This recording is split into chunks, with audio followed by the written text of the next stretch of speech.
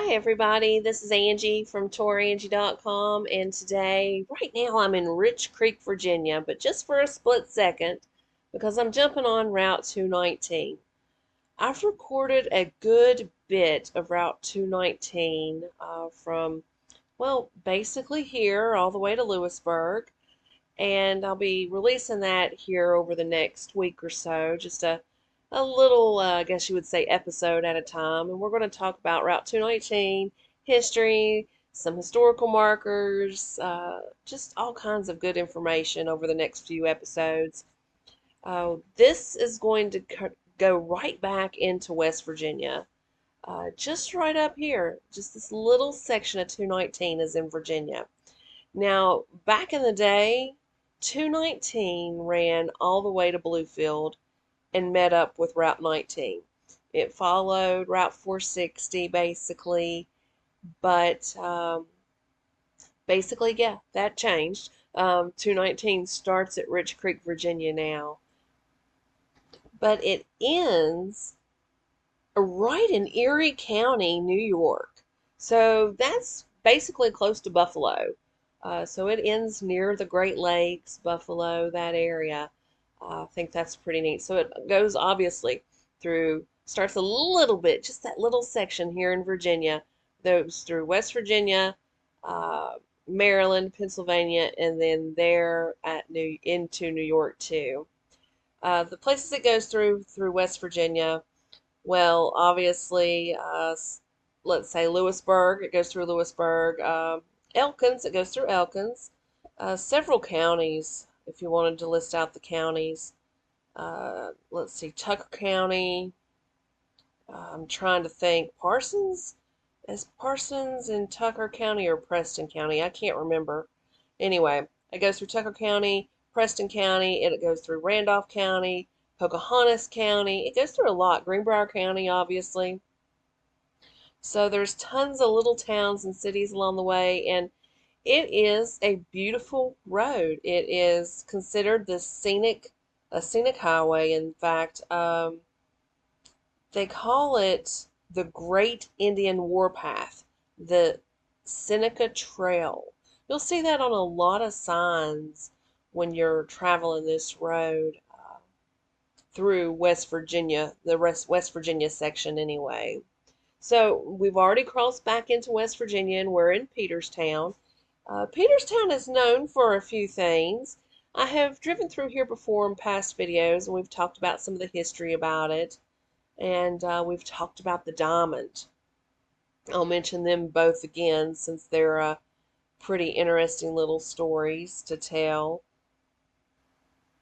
The diamond, we'll talk about it real quick. It's known as the Jones diamond or the Punch Jones diamond, the Grover Jones diamond. Anyway, there was a historical marker just right back there. It was a 34 karat diamond found here in Peterstown.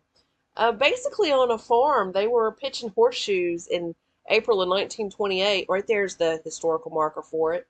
Anyway, they were pitching horseshoes in 1928, April of 1928, and found a shiny rock, thought it was quartz, and just kept it. Didn't even realize it was a diamond for the longest time. But anyway, they ended up getting it checked out like in the 40s. And in 1984, it was auctioned by Sotheby's in New York for an undisclosed amount of money. So that's pretty interesting. Now, the actual town of Peterstown was founded by Christian Peters, who settled 2 miles east in 1784 and established the town in 1804. Peters served as an expert rifleman in the Revolutionary War. Giles, Fayette, and Kanawha Turnpike are notable north-south routes that link the town in the 1830s. So that's one of the historical markers here in Peterstown. One of my favorite roads to drive is Route 12, and it was back there. The junction of Route 12 with 219 was back there in Peterstown. And if you're ever in this way, drive that way. It's a beautiful, beautiful ride too, just like 219 is. It's a beautiful ride. It takes you towards Hinton, You'll go through Lake Ballard and Bozu. Um, oh gosh, what is it? Red Sulphur Springs is over there. There's some history there. I had it recorded in the past, but the video work was not good because it was such a bad glare. Not to say there's much difference. We've got bad glare today too. It's a sunny day, and there's always glare when there's a sunny day on my window. So we're going to continue on just for a little bit. I'm not quite sure if we're going to make it to the little town of Linside, but if we don't, that will be the next video of 219. Basically, where I stop this video, we'll start the next video. So we're going to talk a little bit more about 219 specifically. Back in the day, let's say when the highway system was put in place in the 1920s, it was State Route 231. Then it became State Route 216. Um, in the renumbering in 1928. Then it became State Route 1, was it 124 in the year 1933. So it's had a lot of different names. It finally became a part of the extended US 219 along with State Route 8 in the late 1930s.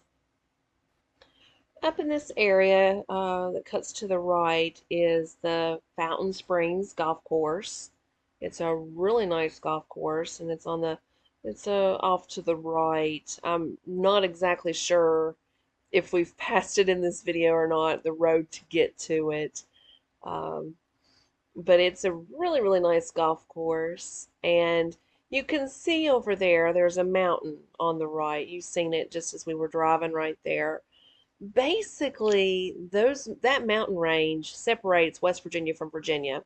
Just on the other side of the mountain is some trails, some wildlife parks, and different things. There's some free camping on the West Virginia side, but there's tons of stuff. Like there's Pine Swamp, uh, Branch Shelter. There's the Allegheny Trail that's over there, Cherokee Flats.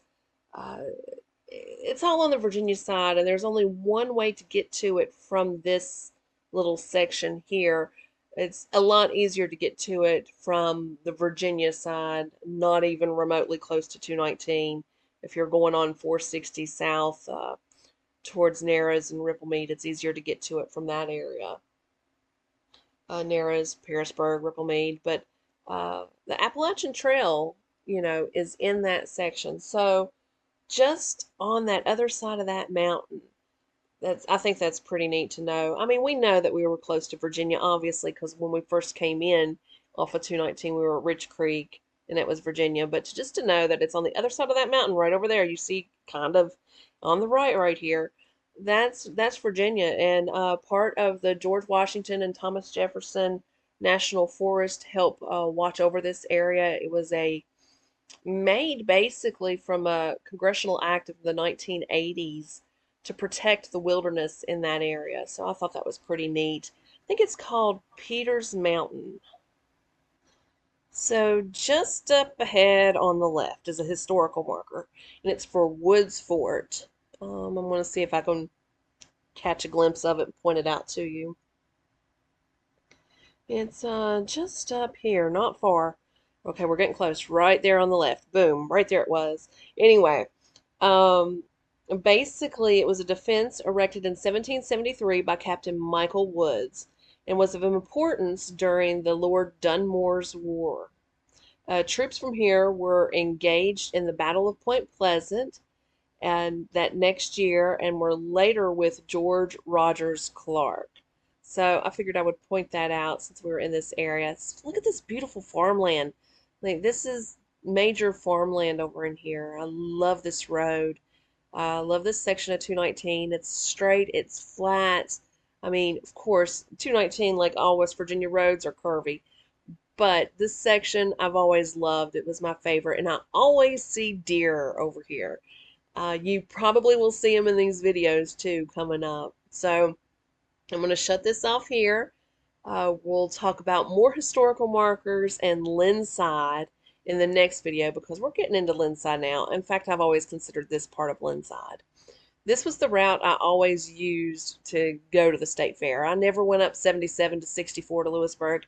I always traveled Route 219. It was quicker from where I lived. So anyway, I'm very familiar with this road. So this is Angie from Tourangie.com. Come to my website, read my blogs, make appointments so I can help you plan your next travel adventure. And the next little episode will be strictly Linside.